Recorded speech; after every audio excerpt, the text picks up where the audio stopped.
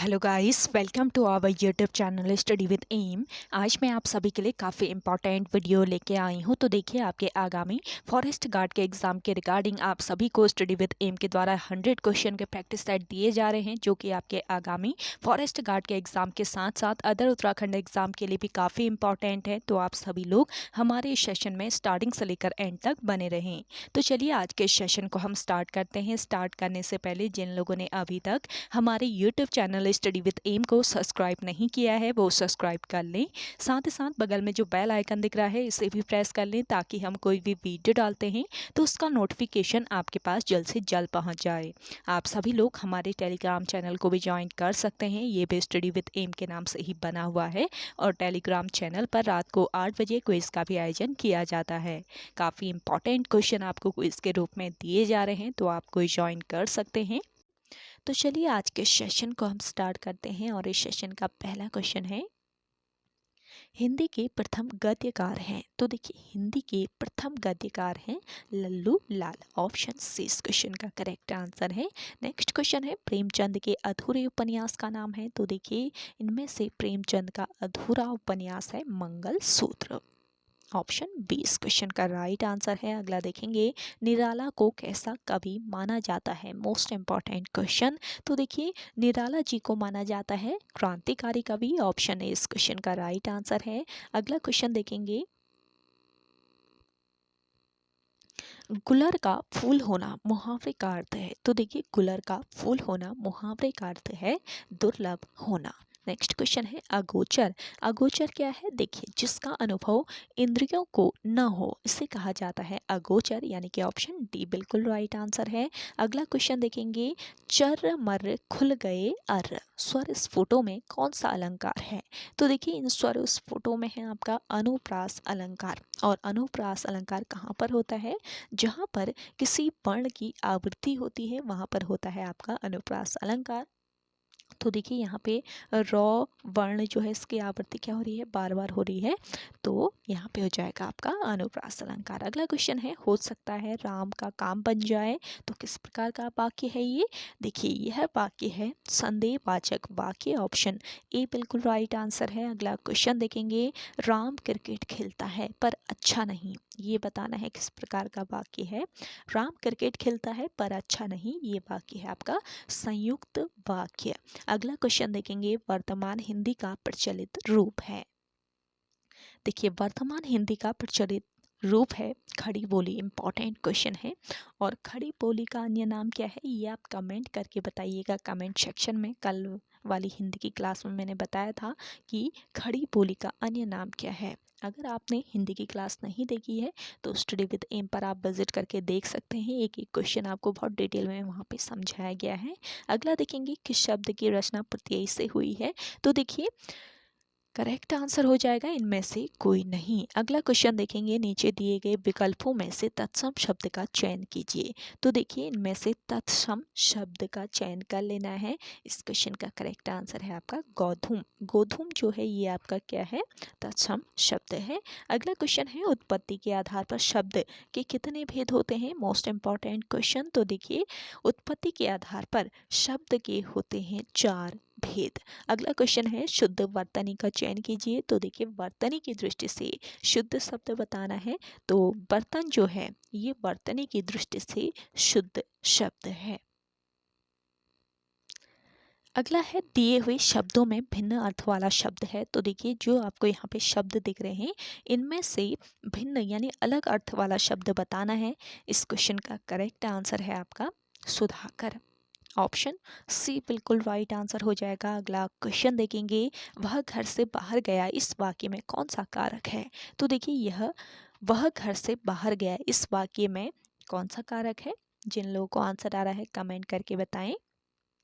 तो देखिए, यहाँ पे है आपका कौन सा कारक? अपादान कारक। अगला क्वेश्चन देखेंगे, निम्न में विकारी शब्द कौन सा है। तो देखिए, इनमें से विकारी शब्द है लड़का। अगला क्वेश्चन है, सभा में 20 लोग थे, इसमें विशेषण का कौन सा भेद है।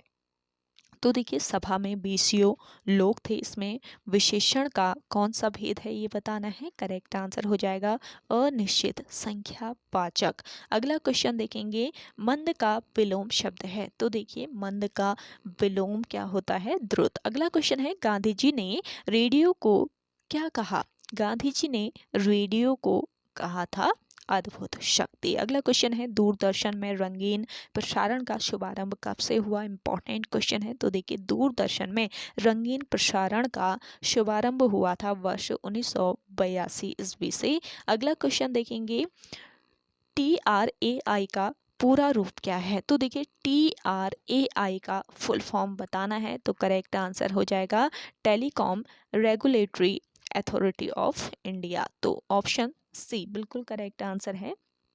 अगला देखेंगे, अंतर्राष्ट्रीय शांति एवं अहिंसा दिवस किस तिथि को मनाया जाता है। तो देखिए अंतर्राष्ट्रीय शांति एवं अहिंसा दिवस मनाया जाता है आपके 21 सितंबर को। ऑप्शन ए इस क्वेश्चन का राइट आंसर है। अगला क्वेश्चन देखेंगे, अर्थशास्त्र किस विषय पर लिखी गई पुस्तक है। तो देखिए अर्थशास्त्र जो है ये किस विषय पर लिखी गई पुस्तक है, ये है आपके राजनीति पर लिखी गई पुस्तक। ऑप्शन बी यहाँ पे करेक्ट आंसर है। नेक्स्ट क्वेश्चन है, सिनेमा के क्षेत्र में उत्कृष्टता के लिए कौन सा पुरस्कार दिया जाता है। तो देखिए सिनेमा के क्षेत्र में उत्कृष्टता के लिए दिया जाने वाला पुरस्कार है दादा साहब फाल्के पुरस्कार। नेक्स्ट क्वेश्चन देखेंगे, सारनाथ स्थित राष्ट्रीय स्तंभ का कौन सा भाग राष्ट्रीय प्रतीक के रूप में लिया गया है। तो देखिए सारनाथ स्थित राष्ट्रीय स्तंभ का ये भाग है शीर्ष भाग, जो कि राष्ट्रीय प्रतीक के रूप में लिया गया है। ऑप्शन बी इस क्वेश्चन का करेक्ट आंसर है। नेक्स्ट क्वेश्चन है आपका, वायुसेना में प्रथम महिला पायलट कौन है। तो देखिए वायुसेना में प्रथम महिला पायलट है हरिता कौर दयाल। अगला क्वेश्चन देखेंगे, स्पेन की संसद का क्या नाम है। तो देखिए स्पेन की संसद का नाम क्या है, कोर्टेस। अगला क्वेश्चन है, IBM का अर्थ है। तो देखिए IBM का क्या अर्थ है, करेक्ट आंसर हो जाएगा international business machine. Next question है, प्रमुख मेमोरी डैश के समन्वय से कार्य करती है। तो देखिए प्रमुख मेमोरी यानी कि जो मेन मेमोरी होती है ये किसके समन्वय से कार्य करती है, करेक्ट आंसर हो जाएगा CPU। अगला क्वेश्चन देखेंगे, निम्न में से आउटपुट डिवाइस है। तो देखिए इनमें से आउटपुट डिवाइस है, कौन कौन से आउटपुट डिवाइस है इनमें से, प्रिंटर है, स्पीकर है, प्रोजेक्टर भी है। तो उपयुक्त तो सभी ऑप्शन डी इस क्वेश्चन का राइट आंसर है। अगला देखेंगे, खालसाओं के 5 अनिवार्य लक्षण यानी कि इनको कहा जाता है 5 कक्के, किसने निर्धारित किया। तो देखिए खालसाओं के जो 5 अनिवार्य लक्षण यानी कि 5 कक्के जो थे ये किसने निर्धारित किए थे, करेक्ट आंसर हो जाएगा आपका गुरु गोविंद सिंह ने। ऑप्शन सी बिल्कुल राइट आंसर है। अगला देखेंगे, अद्वैतवाद सिद्धांत के प्रतिपादक कौन थे। अद्वैतवाद सिद्धांत के प्रतिपादक थे शंकराचार्य। अगला क्वेश्चन देखेंगे, दूरदर्शन की प्रथम समाचार वाचिका कौन थी। तो देखिए इंपॉर्टेंट क्वेश्चन है, दूरदर्शन की प्रथम समाचार वाचिका कौन थी, इस क्वेश्चन का करेक्ट आंसर हो जाएगा प्रतिमा पुरी। अगला क्वेश्चन है, ऑल इंडिया रेडियो का नाम परिवर्तित कर आकाशवाणी किस वर्ष किया गया। तो देखिए ऑल इंडिया रेडियो का नाम परिवर्तित करके क्या कर दिया गया, आकाशवाणी किया गया। किस वर्ष ये किया गया बताना है, करेक्ट आंसर हो जाएगा आपका यहाँ पर वर्ष 1957 में। ऑप्शन बी इस क्वेश्चन का राइट आंसर है। अगला क्वेश्चन देखेंगे, तृतीय पंचवर्षीय योजना की कार्यनीति में सर्वाधिक बल किस क्षेत्र के विकास को दिया गया था। तो देखिए तृतीय पंचवर्षीय योजना की कार्यनीति में सर्वाधिक बल दिया गया था कृषि के क्षेत्र को। ऑप्शन डी इस क्वेश्चन का राइट आंसर है। अगला देखेंगे, मेक इन इंडिया कार्यक्रम का लोगो है। तो देखिए मेक इन इंडिया जो कार्यक्रम है इसका लोगो क्या है, इसका लोगो है शेर। अगला क्वेश्चन है, किसी देश की आर्थिक वृद्धि की सर्वाधिक उपयुक्त माप है। तो देखिए किसी देश की आर्थिक वृद्धि की सर्वाधिक उपयुक्त माप है सकल घरेलू उत्पाद यानी कि GDP। ऑप्शन बी यहाँ पे आपका करेक्ट आंसर है।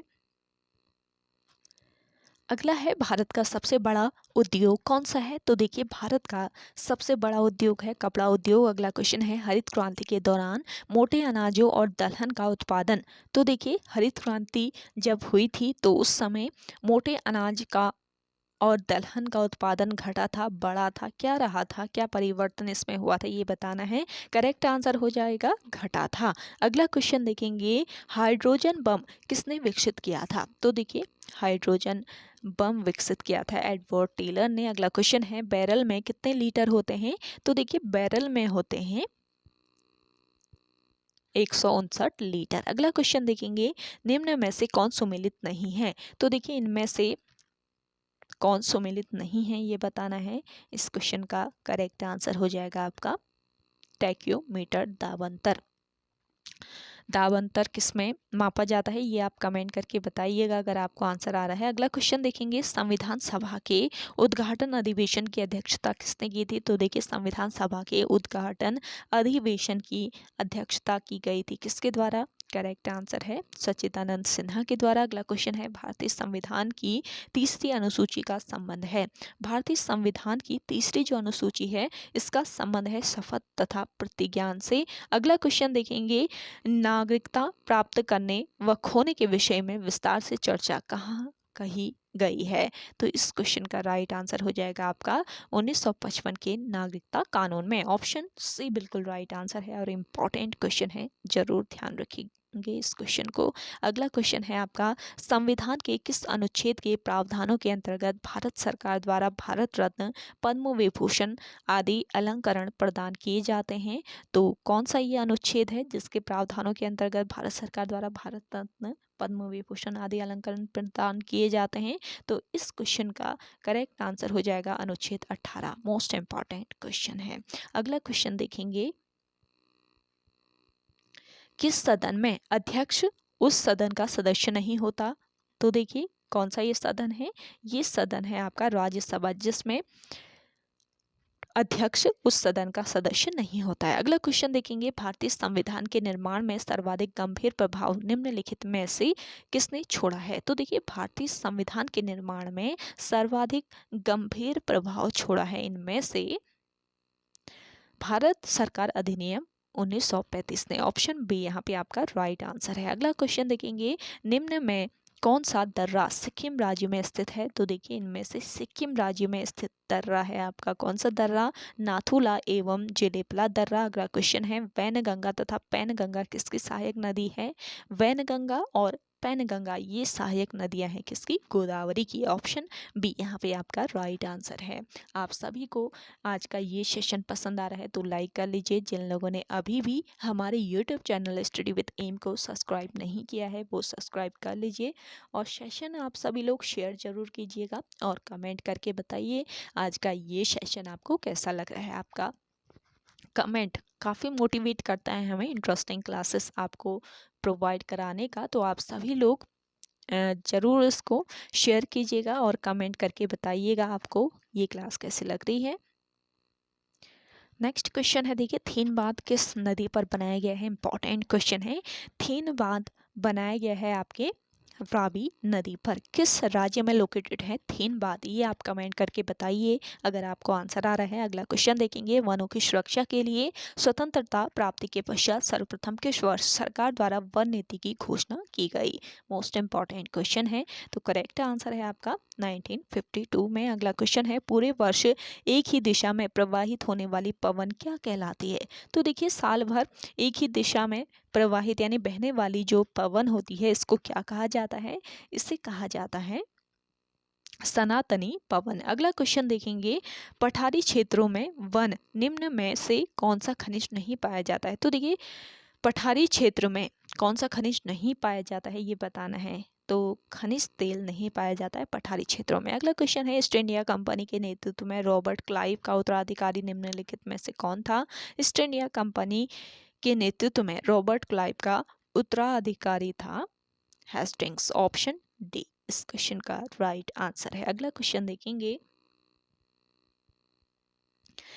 किसने बयान दिया है मनुष्य मुक्त पैदा हुआ है लेकिन वह सर्वत्र बंधन में जकड़ा हुआ है। तो देखिए ये बयान है किसका? करेक्ट आंसर हो जाएगा रूसो का। ऑप्शन ए इस क्वेश्चन का राइट आंसर है। अगला देखेंगे, हिरोशिमा पर पहला एटम बम कब गिराया गया था? तो देखिए 6 अगस्त 1945 को हिरोशिमा पर पहला एटम बम गिराया गया। ऑप्शन बी इस क्वेश्चन का राइट आंसर है। नेक्स्ट क्वेश्चन देखेंगे, निम्न में से किसने भारतीय राष्ट्रीय कांग्रेस के कराची अधिवेशन जो कि वर्ष 1931 में हुआ था की अध्यक्षता की थी? तो देखिए भारतीय राष्ट्रीय कांग्रेस के कराची अधिवेशन की अध्यक्षता की थी वल्लभ भाई पटेल ने। अगला क्वेश्चन है, दर्पण में देखने पर एक घड़ी 4:40 समय दर्शाती है, सही समय क्या है? तो इस क्वेश्चन का राइट आंसर हो जाएगा आपका 7:20। अगला क्वेश्चन देखेंगे, परसों मेरा जन्मदिन है, अगले सप्ताह उसी दिन एक त्योहार है, आज रविवार है, त्योहार के ठीक बाद कौन सा दिन होगा? तो करेक्ट आंसर है यहाँ पे आपका बुधवार। अगला क्वेश्चन है, अलकनंदा व गरुड़ गंगा के संगम पर स्थित है।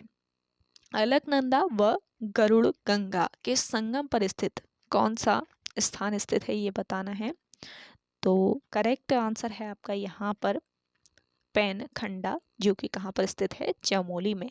अगला क्वेश्चन देखेंगे, उत्तर प्रदेश के कितने हिमालयी जिलों को काटकर उत्तराखंड का गठन किया गया? तो देखिए उत्तर प्रदेश के 13 हिमालयी जिलों को काटकर उत्तराखंड का गठन किया गया। ऑप्शन बी इस क्वेश्चन का राइट आंसर है।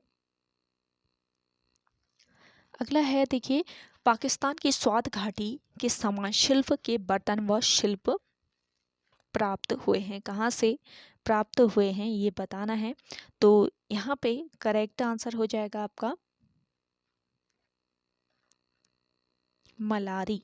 मलारी गांव से पाकिस्तान की स्वात घाटी के समान शिल्प के बर्तन और शिल्प प्राप्त हुए हैं। अगला क्वेश्चन देखेंगे, पर्वतीय विकास जन समिति नामक संगठन की स्थापना कब हुई? तो देखिए पर्वतीय विकास जन समिति नामक जो संगठन है इसकी स्थापना हुई थी वर्ष 1950 में। अगला क्वेश्चन है, डॉक्टर S.C. खरक्वाल ने राज्य के कितने जलवायु क्षेत्र में बांटा है? राज्य को कितने जलवायु क्षेत्र में बांटा है ये बताना है। तो देखिए डॉक्टर S.C. खरक्वाल ने राज्य को कितने जलवायु क्षेत्र में बांटा है? तो यहाँ पे इस क्वेश्चन का करेक्ट आंसर हो जाएगा आपका 6। ऑप्शन सी बिल्कुल राइट आंसर है। अगला देखेंगे, निम्न में से कौन सा भूकंप सर्वाधिक तीव्रता का भूकंप था? तो देखिए सर्वाधिक तीव्रता का भूकंप था इनमें से चमोली का भूकंप, जो कि वर्ष 1999 में आया हुआ था। अगला क्वेश्चन है, देवसाड़ी खिड़ा ताल स्थित है। देवसाड़ी खिड़ा ताल स्थित है उत्तरकाशी में। ऑप्शन डी इस क्वेश्चन का राइट आंसर है। अगला क्वेश्चन देखेंगे, हाथी पर्वत किस बुग्याल के निकट स्थित है? देखिए हाथी पर्वत है गुरसो बुग्याल के निकट। अगला क्वेश्चन है, कस्तूरी मृग फार्म योजना कब की है? तो देखिए कस्तूरी मृग फार्म योजना है कब की? यहाँ पे करेक्ट आंसर है आपका वर्ष 1980-81 की। अगला क्वेश्चन देखेंगे, राज्य में सर्वाधिक क्षेत्रफल पर किस फसल की खेती की जाती है? तो राज्य के सर्वाधिक क्षेत्रफल की जाती है गेहूं की फसल, गेहूं की खेती। अगला क्वेश्चन है, ब्रह्म कमल के लिए प्रसिद्ध पंच केदार कौन सा है? ब्रह्म कमल के लिए प्रसिद्ध पंच केदार है रुद्रनाथ। नेक्स्ट क्वेश्चन देखेंगे, निम्न में से यूरोपियन वाद्य यंत्र कौन सा है? तो देखिए इनमें से यूरोपियन वाद्य यंत्र बताना है, तो मसकवीन जो है ये यूरोपियन वाद्य यंत्र है। अगला क्वेश्चन है, गुंठी या इसको ठॉग भी बोला जाता है, गुंठी या फिर ठॉग पहने जाते हैं तो किस अंग पर पहने जाते हैं?